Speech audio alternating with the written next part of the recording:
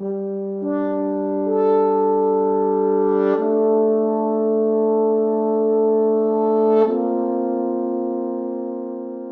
ready? I'm Dr. Emily Williams Burch, and I'm the chair of the Advocacy and Collaboration Standing Committee. It is an honor to serve alongside Dr. Jeffrey Benson, who is in the room right now, as well as Dr. Anthony Tresek King and Joe Cerruti, who is currently traveling back from Germany at the moment, but has sent a couple great little nuggets he wants to share from the air. I'm really excited to be joined on a panel by Marty Smith and Russ Sperling. Tonight, we're going to accept the challenge. What challenge, Emmy? Well, the challenge of how do we advocate for choral arts. We sent out a survey as a committee last summer, and we took those questions and we answered a lot of the collaboration ones at an earlier Zoom meeting. But we needed to really reach out to those above our pay grade, those administrators and those legislative powers that understand what's actually going on to help us advocate. In this session, we're going to answer some of the most commonly asked questions through conversation with Marty and Russ. We'll then open it up for questions at the end, so make sure you're taking notes or popping those questions in the chat bar. I just won't look at them until the very end. Let's get started. To start us off, let's go with Marty Smith. Marty, will you give us a quick introduction? Who are you, where are you, and what do you do? Hi, I'm Marty Smith. I'm the Chief Operating Officer for Fairfax County Public Schools here in Alexandria, Fairfax County, Virginia, just outside of Washington, D.C. I've been in education for 27 years. I started out as an elementary school teacher. I think I've done almost every job in education on the instructional side, and now I'm working on the operational side as the Chief Operating Officer over our IT department, human resources, our financial services, along with our research office and human resources office. So it's a different look from what I'm used to in education, but I feel like I have the full picture on how we best support our students. Did you know when you were teaching elementary school that you eventually wanted to manage all these people and be an admin? I knew I wanted to be an admin. I just didn't realize that I was going to be the Chief Operating Officer for the 10th largest school district in the country. Okay, I mean, dream big, shoot high. You landed among a lot of stars. That's awesome. Thank you for being here this evening. Thank you for Russ, having me. thank you. Russ Sperling, tell us who you are and where you are. Yes, my name is Russ Sperling. I'm the Director for Visual and Performing Arts for San Diego Unified School District. I don't know the number of how big we are in the scope of the country as a district, but we are a large, city district, and we have about 100,000 students. This is my 7th year in this role. I am a music educator. I still teach band. Hope that's okay with everyone. Totally fine. Yeah. One night a week at Grossmont Community College. That's my artistic pleasure to do that. But I've been in arts administration for about 15 years. I spent 14 years in the classroom as a band orchestra teacher at the high school level. So it's a pleasure to be here. And we were just sharing before this started that we're seeing some similar issues that we have to deal with across the country. So, but it'll be interesting to compare notes with Marty as we get through this. Yeah, I'm really looking forward to it. Hey, what was your instrument? Trumpet. Okay, and you do band at the community level. And did you know that you wanted to go into administration when you were in the band room and orchestra room? Oh, that's a great question, which I guess I should have anticipated since you asked Marty. I had varying times of whether I wanted to do that or not. Early in my career, I really admired my principal and thought I want to be just like him. And then I got actually a lot better at music, and then I was like, I never want to leave this until I had the opportunity to come into arts education administration, and I did. But then I stayed because I'm still doing the community college. So I have the best of both worlds. That's incredible. And I love that you guys have both come from different perspectives, both the elementary classroom and the band orchestra classroom, but in what you're doing, you're ultimately serving all of us at large. So let's go into this first question. How do each of you interact with music educators in your current role? Let's start with Russ, since we know that you have a visual and performing arts title. How do you interact with music educators on the day-to-day? So no 2 days are alike in my job. Sometimes I'm really hanging out with people more like Marty in the district office and doing those kinds of things. As much as I possibly can, I'm out at school sites, which does not happen as much as I'd like. But that's certainly one way that I interact. I was in a guitar classroom yesterday, which was totally great. The kids were having a wonderful time, and we were able to be in person, which every time I get into an in-person music room, I'm just thrilled about. There's also, we have our different discipline meetings. So we'll have a choral teachers meeting, we'll have an art teachers meeting, et cetera, for all of the arts disciplines. I don't go to all of those. I'm fortunate to have a staff of specialists in each of the arts disciplines that run those. But that's sort of how I interact, is a lot of these meetings and governance teams, those kinds of things, and getting out into the classrooms. So you're one-on-one. What about you, Marty? Tell us about your interaction with music educators. It's not as much as I would like it to be. When I was over schools, the first place I would always go were our performing arts classrooms. As 35 years ago, I sang in swing choir and chorale and did all of that. So it's always a great place to go. It's like I can get with my like kind. So not as much as I would like. Currently in my role, one of the functions that I perform is I serve on the American Youth Philharmonic Orchestra Board. They work very closely with our school system, and they use many of our buildings as rehearsal sites. And so it's important to have that school system perspective and working on the board. And so I work closely with parents, work closely with directors through that. And again, any opportunity that I get to be in a school, the first place I go it is to our performing arts rooms and have conversations with teachers. What both of you are saying is how much you are inspired by walking into music classrooms and how much you look forward to that. So everyone listening, we just got our first nugget. The admins like our classroom spaces. Celebration, write that down, save it, push it. Good. Moving on to the next question. How do you see the current state or the current role of music education in your communities and on the national scene? What are you seeing in trends? What are things that we need to know about in the world of music education and music itself? So if you look at Fairfax County Public Schools, when you look at all of our educators have gone above and beyond during the pandemic. And so what we're all working with and trying to work through now is reconnecting with our students and our families. And I think it's so important for music educators to have that connection with students. And we were just talking before the meeting started that it's hard to do things via Zoom. It's hard you can't sing in unison in Zoom.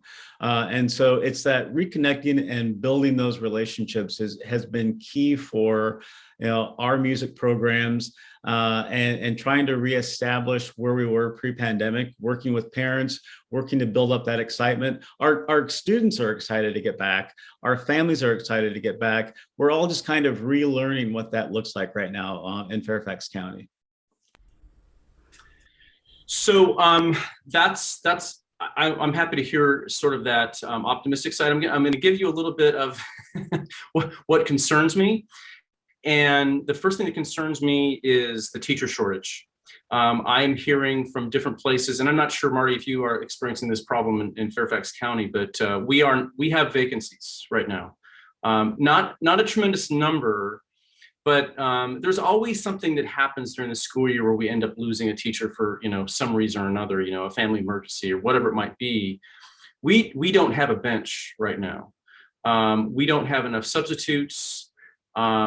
And all of that is very concerning. We had a lot of people that chose to retire during the pandemic, and our music schools are not that it's their fault, but they're not pumping out as many music teachers as we really are going to need in this country. So this is a big overriding concern that I think is going to take, and of course, this is not unique to music education.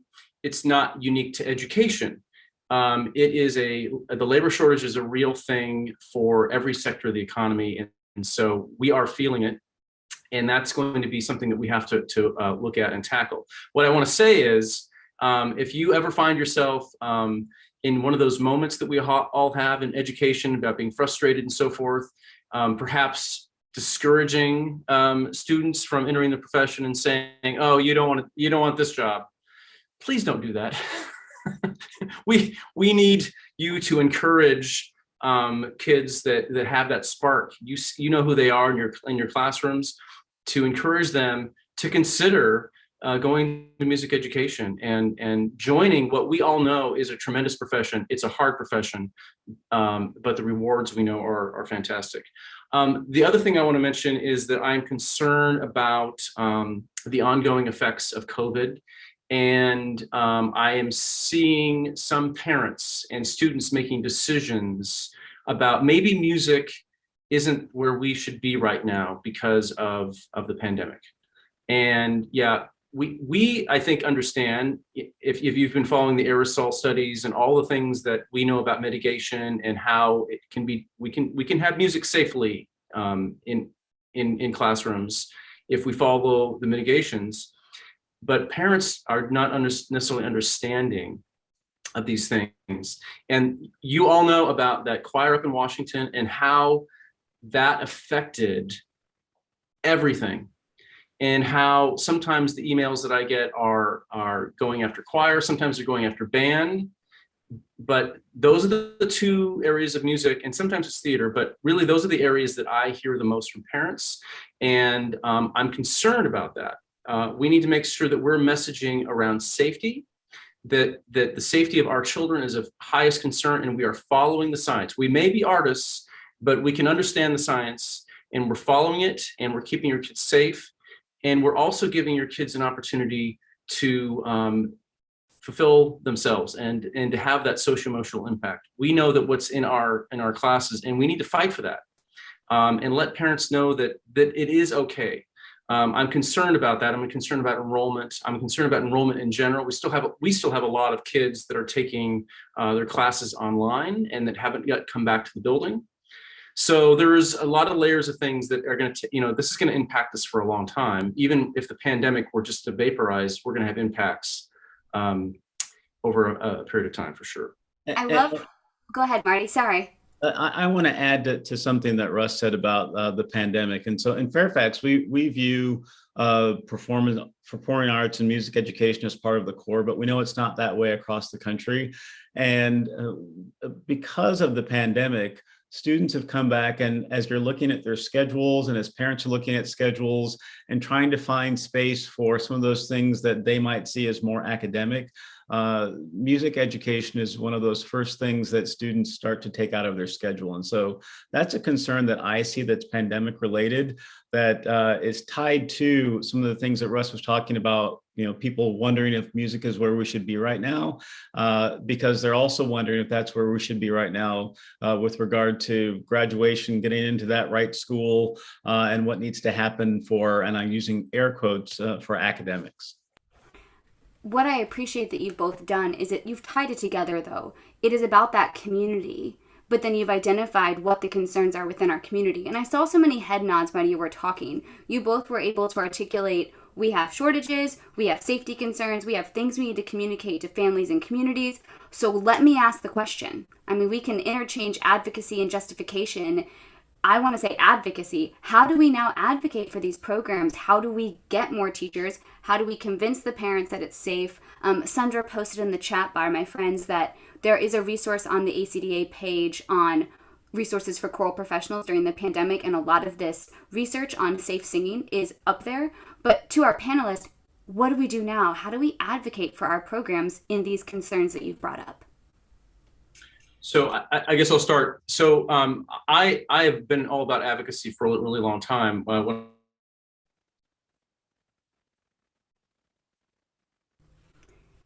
I think he froze for a moment, but that's okay. Really changed the focus of that association.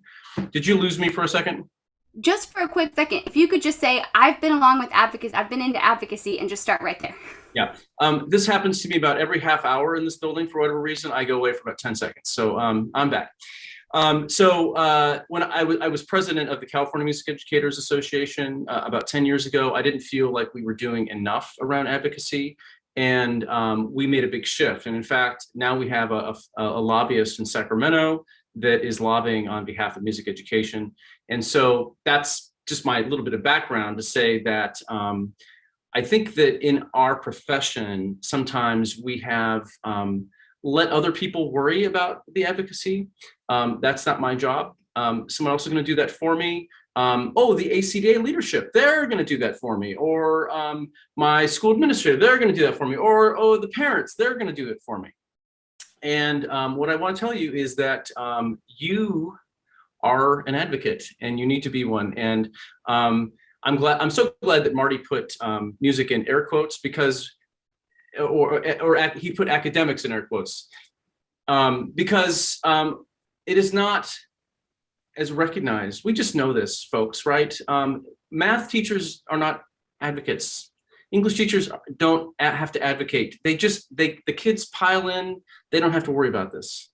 There's accountability in testing, all those kinds of things. So we just de facto have to be advocates. And so that's one of my big takeaways for the hour. If you can just come to grips with the fact that this is something that you need to make part of your daily work. I always say that being an advocate is health maintenance. It's not an emergency room visit. That's sometimes how we deal with things. Like we feel the heat, something's coming down, and all of a sudden we're going to go to the school board, or all of a sudden we're going to do this.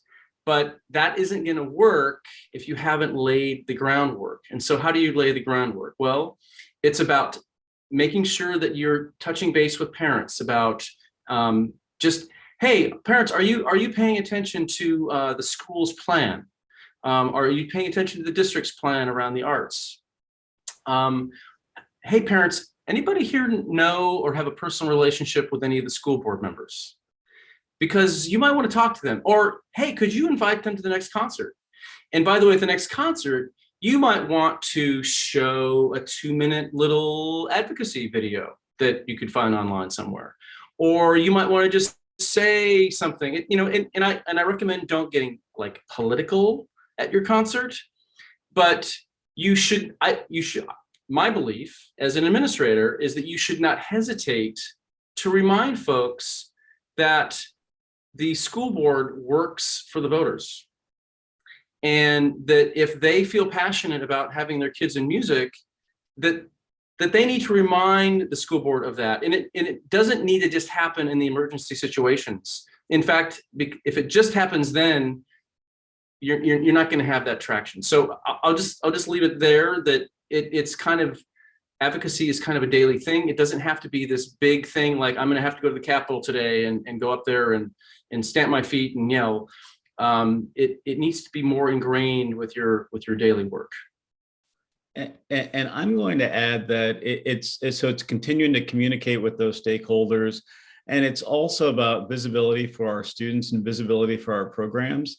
Any opportunity that you can get to get students out there showing others what it is that they do and what it is that they love. That's one of the best ways to get other people on board for the work that you all are doing in the classroom to support students on a regular basis. So using your students, not necessarily using your students, but providing those opportunities for students to share their talents, as well as helping your students understand that they are advocates as well, and building that leadership and building those leadership qualities within students so that they can learn how to better advocate for themselves. I know that for our school board, we have a student representative to the school board. And for every parent that gets up to talk about issues that are happening in the community, when we have students get up and talk about issues that are happening in the classroom, our school board, they listen.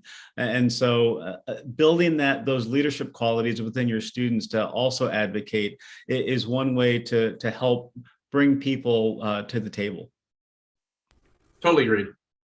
These are great. You guys have given us what we can do actively. You've said consistent communication, telling the story, getting the visuals out there, putting the students first, getting the students out there. These are all things that we can do to enhance what we know as music educators.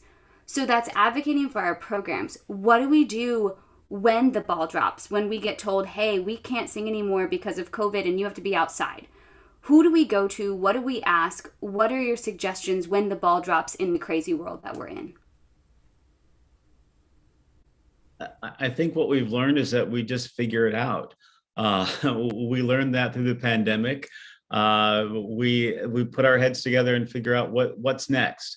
And so for the conversations that we're having now in Fairfax County with our school board around some of the mandates for outdoor performances for elementary students, that's not going to fly with our community. And so we're pulling together parent groups, we're pulling together some of our best thinkers with our educators to figure out then how do we make our interior spaces safer for students, safer for families to come and watch those performances.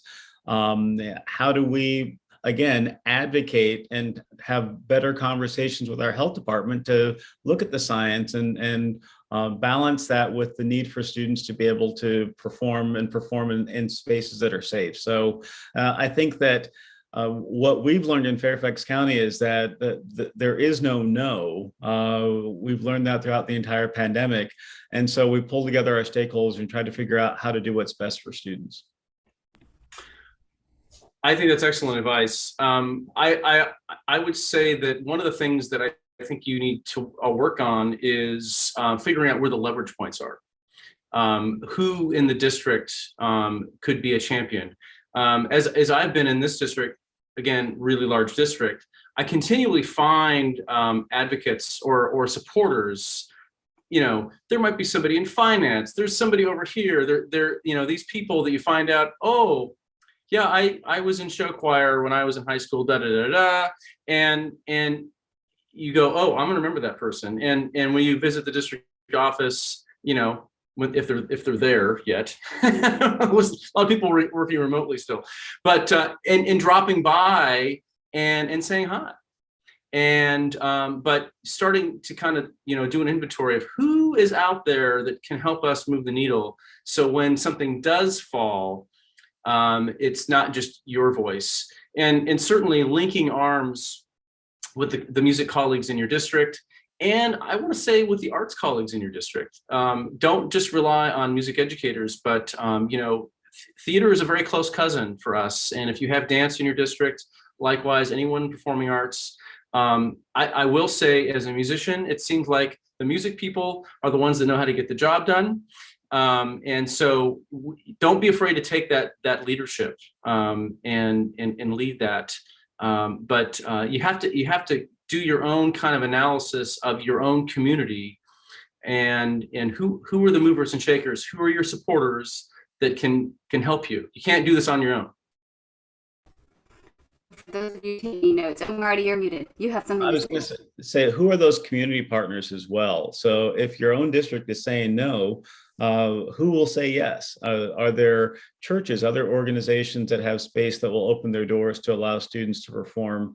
Are there other performance organizations that have their own spaces that will allow students to perform? Those are the things that you must do to ensure that your students get the experience that they so deserve. Because I mean, it's music, so you have to do what you have to do. I love it. And I love that you're giving us, like, step up and don't be afraid to take lead. If you're not taking notes because you're driving or doing whatever, I think I've summarized this into 3 C's. I don't know if the last C is actually going to work. But C number 1 is to communicate. C number 2 is to build community. And C number 3, this is a stretch, is care by getting out there. Get it? It rhymes. Care by getting out there. You're remembering all the things. You guys are giving us some great tips. I have a really serious question, especially because a lot of us are very excited about choir. I say that honestly.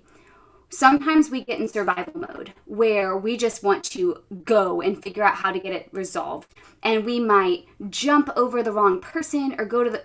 What are you looking for when a teacher comes to you? What pathways should they have gone through first before getting to you? Or how do you recommend when they hit a roadblock? What's the process for using administration in a positive way? And what attributes are you looking for in us as teachers while we're fighting? So I think, I can't remember who's. We're doing a nice job of alternating, Marty. I appreciate that. That's great. Yeah. So I think I'm going to go back to my previous comment about sort of knowing who's out there that can help you. I think that's very key. And again, that's sort of part of your daily advocacy work. And you don't have to label it in your head like, I'm doing advocacy for 5 minutes. It's just kind of threaded in with what you're doing. But really, you have to have these relationships with your site administrators as well, right?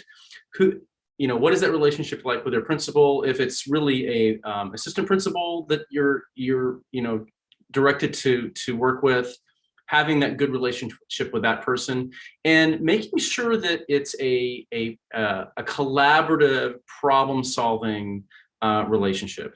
That you're not the kind of person that storms in and says, "I have this problem and I need you to solve it," kind of a thing. That I think it's really important that we understand the difficulty of being a school principal these days. They're really middle management. I mean, you might see them as having total control over the campus, but they are answering to everybody above them, whether it's the school board, the superintendent, maybe their boss is an area superintendent or whatever it is. There is so much coming at them that when teachers come up to them, they're often caught in the middle. And so having just some empathy around, and this might be difficult for some of you to swallow, like my principal doesn't need any empathy or whatever it is, right? But you need to know that just take my word for it, it's a harder job than it looks. And so many of our principals are so brilliant that they make it look easier than it actually is.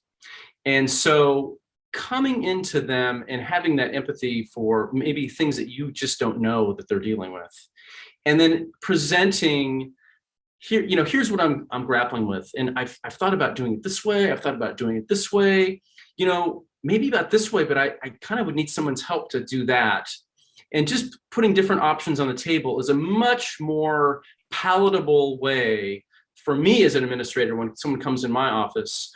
Oh, I'm being presented with options, which is an invitation to collaborate and brainstorm, changes the whole tenor of the meeting and makes me want to collaborate with that person so much more. And so it's like we had a mind meld there because it's about coming with a plan. So if there are issues, you bring your issues and find that administrator within your building that you have that relationship with, but also have options and have a plan for how to address some of those issues and be open to that problem solving process. And I would say then at the district level, it's to also work very closely with your colleagues, rely upon your own professional learning community. If you're a singleton in a school, then who is in your professional learning community? If you are part of a larger organization within your district, how can you leverage their viewpoints, leverage their power to have those conversations with members of management or of the leadership. It's identifying your own power that you have individually, identifying that power as a collective group, and then using that constructively to problem solve and figure out the plan moving forward. Marty just said something interesting, using your own power. And I think that's really interesting because I think a lot of you probably have more power than you might realize, that you've accumulated through what it is that you do with students, that how you are respected in the community for the impact that you're having on students' lives. So when push comes to shove, not that you want to throw that power in anybody's face, but know that there's probably more respect for you out there than you might realize. So that just made me think when Marty said power. Yeah, we not only have that power on our campus with what we do because it's the cool place to be, but we have that power in our community as well, with parents. And for those of you who have been in one community for a really long time, how that accumulates, and you start getting the kids of the kids that you had, and it just kind of I can see it in my teachers, the ones that have been in one place for a long time, and how their stature on a campus just grows and grows over time. And it almost is like they've become untouchable. Like, there's no way, I can think of a few teachers in my head, there's no way that a principal would ever want to cross that line with changing a master schedule or doing something that might impact a program. But some of that stuff just takes time to build. And if you're doing a really great job and doing something the community really values, there is power to be had in that. But you have to communicate that value and care and get out there and collaborate and show your power. How did I do? I summarized that in 4 points. We're getting there. We're making summaries so we don't forget. These are such great tips, and I want to open the floor. I'm giving you a nugget to think about, people. I'm going to eventually open the floor for a conversation in what are the walls or the barriers that you're coming up against, so we can pose some possible solutions and have that collaborative conversation. That's what's coming in a second. But can we connect what we've talked to so far? We've been really school heavy, which is the majority of the people here right now, but we also have community ensembles, and I'm sitting here thinking about all my music education students that I'm at the collegiate level, and I'm thinking, okay, what do I need to add into my syllabi to prepare my future educators to be able to stand up for themselves? So let's talk about community ensembles first. What do you see as the community ensembles and their needs for advocacy, both with helping the schools but also standing on their own 2 feet? Do you have any tips for those type of directors? That's a tough one, right? Because they don't have that school support. Since I see Marty thinking over there, what I want to say about community is that we have some amazing community partners in the choral arts in San Diego who we partner with in different ways, and we really value those partnerships. I really hope that first of all, that there's a relationship and that there's a good sit down around what it is that one can provide the other. I know that's not really exactly the answer to what you're asking, but from a school perspective, what doesn't work for us is when a community group concocts their own idea program and maybe just goes right to a school site and plugs in, gets a contract or whatever with the school principal. And we're such a big district that can happen, like, and I'm not aware, it just kind of happens right under my nose. But yet they haven't consulted with my office, which I know not everyone has an office like mine, but they haven't consulted with me around what are the curricular implications, like what is the gap that you're filling here? Is it going to how is it going to impact existing programs? Because are you ending up taking away students versus having a conversation about making sure that it's a value added proposition? So if you're a community person on this, I just would want to encourage you to, before you start dreaming with your board or with various musicians in your ensembles or whatever it might be, staff, to have those conversations with school sites, or especially if there is an arts office, to talk about what the actual needs are. In our district, we have what we call a gap analysis of where all of our programs are. We share that freely with our community arts partners, so they can see, oh, I see they're not very strong in choral arts over in this part of the city. Perhaps that's a place we could go. And then we have a conversation about, okay, what could you do there? Oh, and maybe an after school choir for blah, blah, blah, kind of a thing, to help kickstart something for the elementary school. So maybe they'll be motivated to get a music teacher, kind of thing, right? So I just want to encourage that conversation.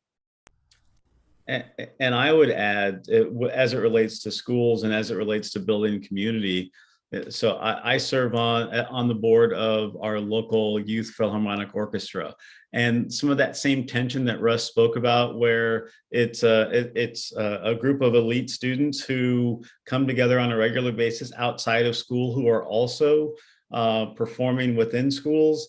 There's that tension with some of our music educators of, well, now wait a minute, why are we going to build your program and invite your program into our buildings when our students may have to choose between those programs, because students are very programmed these days, and time is very important for all of our students. And so inviting someone from the school system to be on your board to help be that liaison and help build that community, I think is a great way to help schools see the perspective of the outside organization, and the outside organization to see that perspective of the school. I told my superintendent tonight that I was having this call. Last night, I had a meeting, we had a board meeting with the orchestra, and he said, wait a minute, you're doing music things 2 nights in a row? And I said, yeah, it's important for me to be out there helping build that community. So I think inviting those folks from leadership team, school board to be on those outside organizations is a way to help strengthen those bonds. That is a brilliant idea, Marty, to have people from the school district on your board, if you can get them, kind of a thing. And if you have if you have an automatic buy-in for your board, you might want to waive that. I'm on a theater board of directors, and I know that I think that has helped them, to me, be there for them to have that communication, or at least that they know who they can ask. Is this a smart idea that we're doing? Is this a good school for us to land in? All those kinds of things. I love this. Again, you're talking about the collaboration and the connection, and there's all these great things that we can do daily to help just spread the word of music being music and choir being choir, and the importance. I think it's really getting the word out there. I know that we have a lot of support from our state and regional ACDA chapters, as well as ACDA national, especially when it comes to advocating with school boards, state school boards, etc. But can we talk about the big A advocacy and talk about when do we need to get involved in legislation? What legislation do we need to be caring about? When do we step away from the day-to-day work? And when do we need to go stomp our feet on the steps? So I think any legislation around any kind of funding for schools is something that all educators need to actively be engaged with. Russ spoke earlier about our teacher shortages across the country and teacher vacancies. As we think about how we advocate for better working conditions, how we advocate for higher pay for teachers, how we advocate for more opportunities for professional development, those are all things that we should be actively engaged with. So you can look at it through the lens of a music educator, but anytime there are opportunities for educators to get involved in the legislative process, it can only serve to help you individually as an educator, your students, and your community. Absolutely. So I'm not as aware of the ACDA resources, and but it's really important that all teachers, regardless of content area, really stay tuned into what is going on. And I know that from experience, because I, as a state music education leader, association leader, what would happen to people when I started talking to them about some of the nitty-gritty of advocacy and bills and so forth is that just the faces would change, that it was not as engaging. Like, can you go back to that fun stuff you were talking about? But I would not go back to that. I am going to talk to you about the important things. And so it's not, and by nature, I think, as musicians, this is not the kind of information we want to engage in a lot. And what I want to encourage you is that other contents or athletics, they are paying attention. And so, and we always have rehearsal, right? I mean, we always have something else. So it's challenging for us.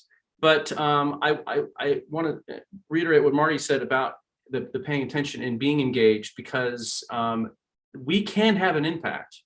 In California, we started having, with our California Music Educators Association, we started having an advocacy day at the state capitol.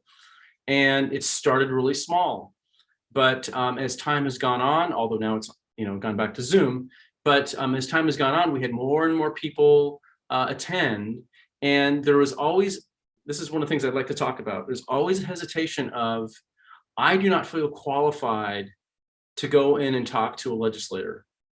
And I want to deputize all of you right now that you are qualified to talk to any legislator in your state house, your school board, at the national level. You know 110% more about music education and what is going on in your classroom and the impact that it's having on student lives than they do.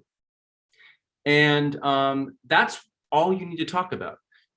Yeah, if you know something about the legislation, the bills, great, more power to you. But what they need to be reminded of is of the people that are out there in the communities, of the students that are out there at the school sites. They need to be reminded that the decisions they make, while you may not understand the details of how the sausage is getting made, they need to remember that you're out there and that you're making a difference, and you need to be supported because it makes a difference in kids' lives and the future of our country. And I would just follow up with we talk about advocacy, but we're really talking about dollars at the end of the day.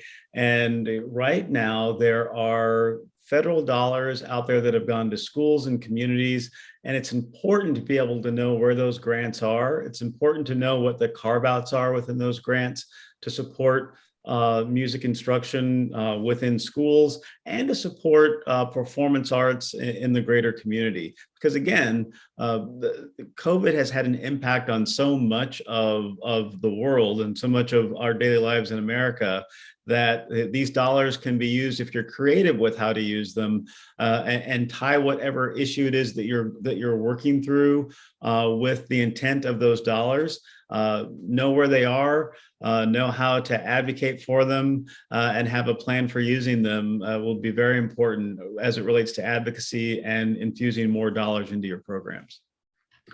Let me just add on to that, because Marty's exactly right about these opportunities for us as far as funding goes. I learned a little phrase, learning loss.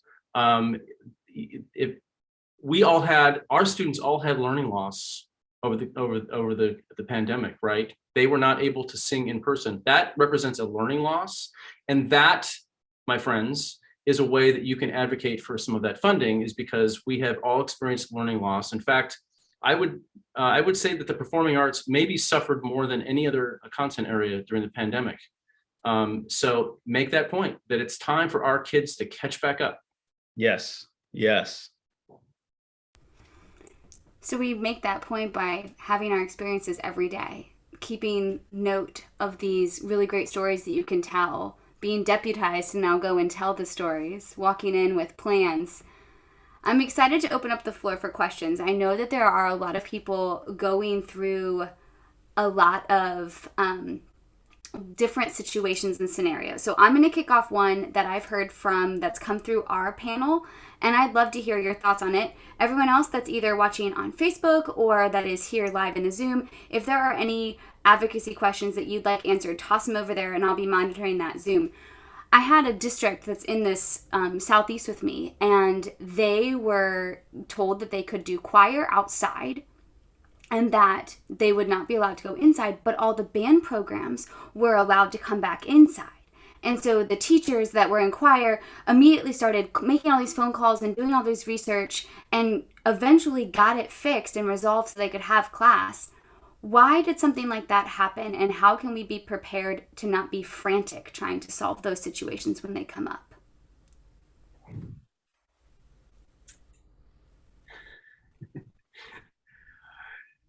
Well, I'll start because Marty's still thinking. I'm still thinking too.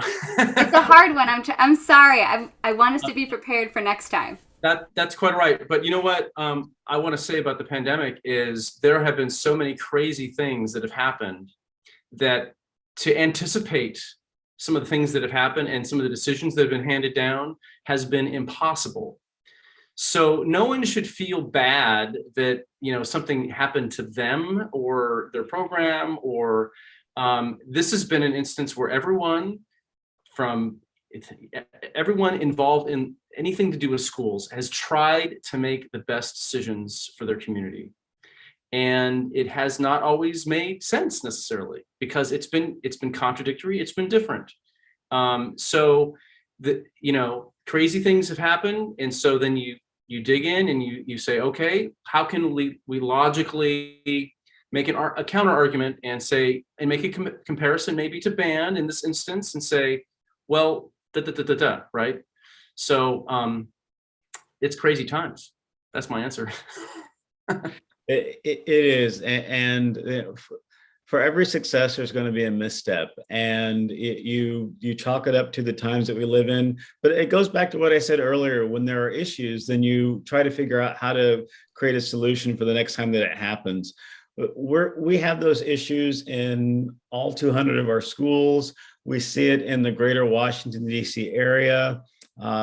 Performing arts venues, the Kennedy Center is stumbling and having its own issues and starts and restarts. And so it's not unique to what's happening in schools. I think it's unique to what's happening to the country as it relates to performing arts right now. And we just have to be open to what's happening and be able to sit down and collaborate to figure out solutions moving forward. While people are still thinking. Marty, you do a lot with financing when you're in the chief operating the COO role. Let me just give you the C-suite role. You do a lot with finances. What are you seeing in the world of education financing? You've already mentioned grants, but moving forward, what can we do to find funding, to request funding? What are some tips that you guys have on how can we get the money to make this still work? So funding is unique because every school system is funded differently. You have school systems that might be funded at the state level, at the local level, and depending upon your local jurisdiction, you can impose levies. And so revenue is one piece that is always up in the air. I think, as I spoke earlier about using some of our ESSER dollars, our Recovery Act dollars, to ensure that our music programs have access to those dollars, that you have conversations with your principals, with your CFOs around the use of those dollars and how those dollars can fall within the constraints of the grant and still be used to support the needs of your students. Those are things that are always important. I think that as you're having those conversations with your building leaders, if they have local control over their dollars, it goes back to some of the things we talked about earlier, where you are advocating for your programs, or your students are advocating for your programs, where your local stakeholders are coming out and talking about the importance of those programs so that you can get a bigger piece of that pie. So it's going to be different for everyone, but as long as you keep the lines of communication open with those who are making those financial decisions and talking about the importance of your programs, you're at least always going to be on their radar. Awesome. Thank you. Hey, we got 2 questions in the chat bar. Woohoo! All right, so this one comes from Kevin. He wants to set up an audition chamber choir at his university. They currently have a non-audition choir specifically for music education students. Now they need to go advocate to the university governance, and there's an art officer as well as a non-art admin. So what are some of the key points that should be touched on in the proposal, and what would be a good approach to go to the non-arts admins with? So key points and non-arts people.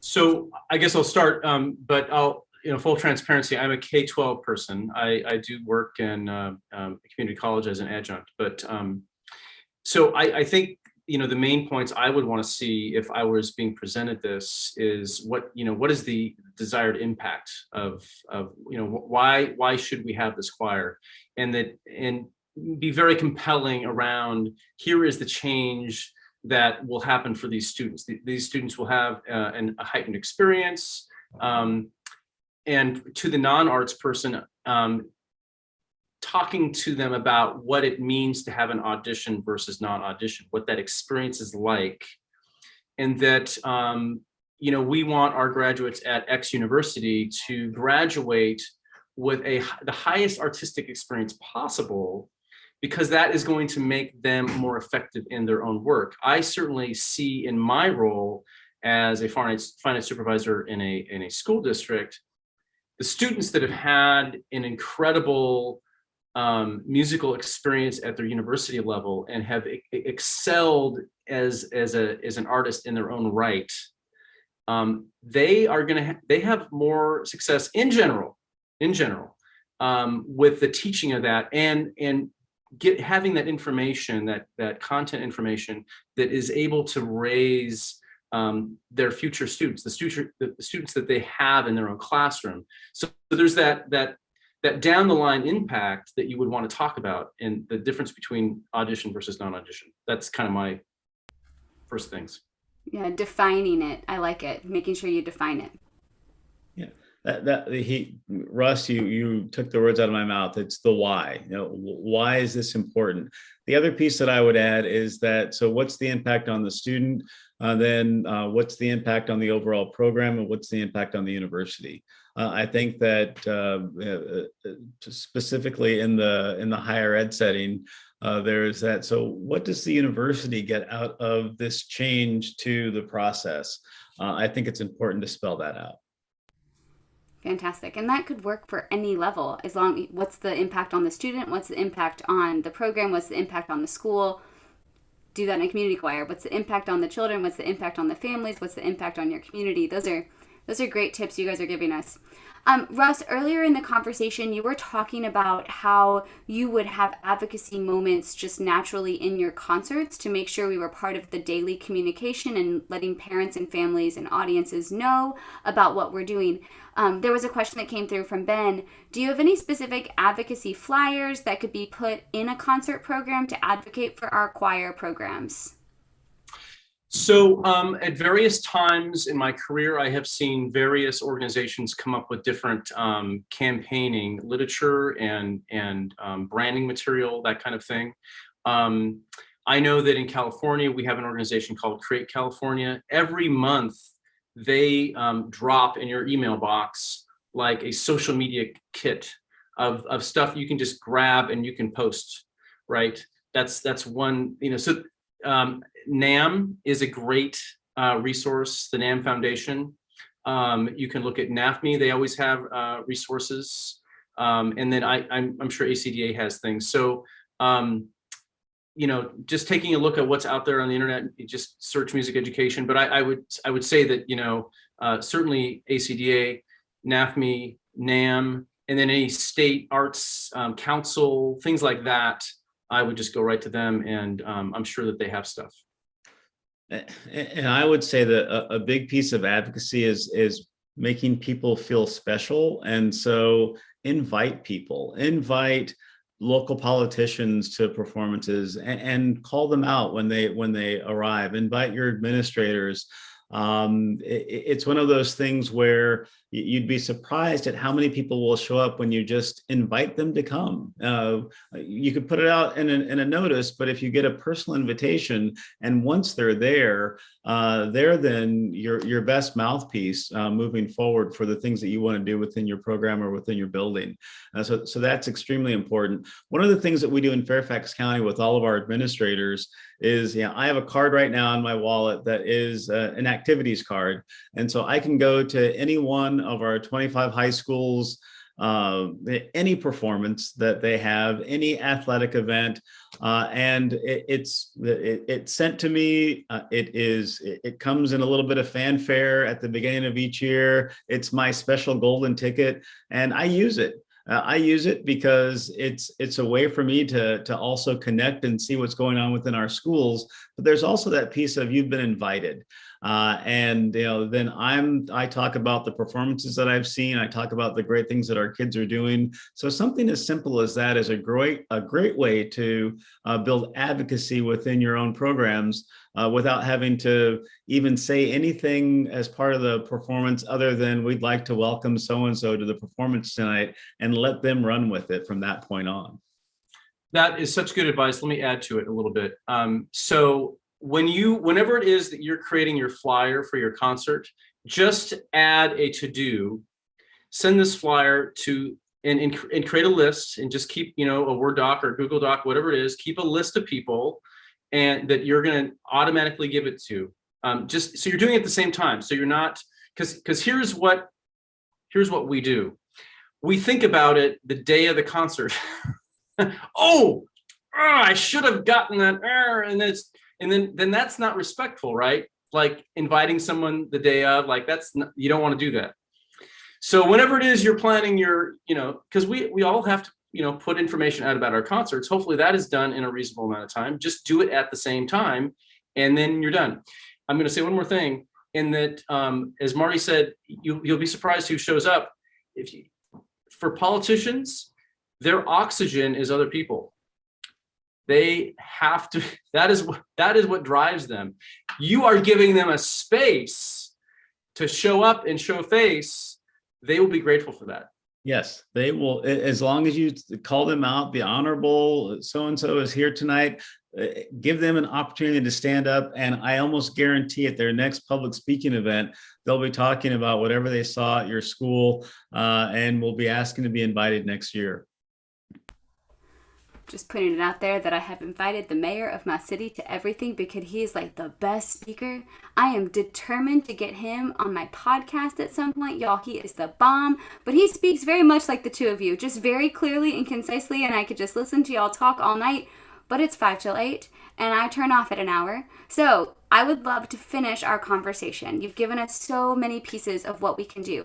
Each of you can share one thing of what do you want us to walk away from this conversation with as we take on the challenge of advocating for the choral arts. So Russ, I'll just say that for those of you who are on this call here it's all across the country at different times, you are more powerful than you think you are. And so that is the takeaway. You are more powerful, and you instill that power in our students on a daily basis. For those community chorales, you instill that power in all those members who come out for that engagement. So don't negate and don't discount your power. Excellent advice. I just want to thank you all for sticking with this. This has been a tough time. And I know that you probably don't get thanked as often as you should be for your work. And so thank you for that. Thank you for being here tonight. And because you're showing by being here tonight that you care deeply about your programs, about your students, and you want to see them succeed. In our department, we say our vision statement is transforming lives through the arts. And that is what you all do. You are transforming lives every day. And while day to day, it doesn't necessarily register, but we know when we see kids from the beginning of the year to the end, that change is remarkable. And the impact that you have on kids for the rest of their lives is remarkable. The takeaway that I want to really give you, though, is be an advocate every single day. We are powerful, and we will advocate daily. We are so thankful for you, Marty and Russ. Thank you so much for being here. Sandra's going to pop up a survey on the screen if you are wanting to get professional development for this class. You just need to answer that quick little poll that popped up in here. And y'all, I just want to say I'm so honored to have met both of you, and I hope that our paths cross again in the future. This will live live on the Facebook page for quite some time. So our thoughts on utilizing this panel. With whom will you share information or put into practice what you've learned tonight? We have percentages coming in. 50% said with students, 90% said with educator colleagues. We have over 50 with parents and families. The numbers are changing. Over 60% with admin. Some people said social media, and some people have another area. So look, you are impacting all the people, my friends. Thank you so much. We really appreciate you being here, and on behalf of the entire Advocacy and Collaboration Committee and ACDA Nationals, thank you so much for being here. Y'all have a great night. Go advocate. Thank you so much. Thank you. Thanks for having me. Bye-bye.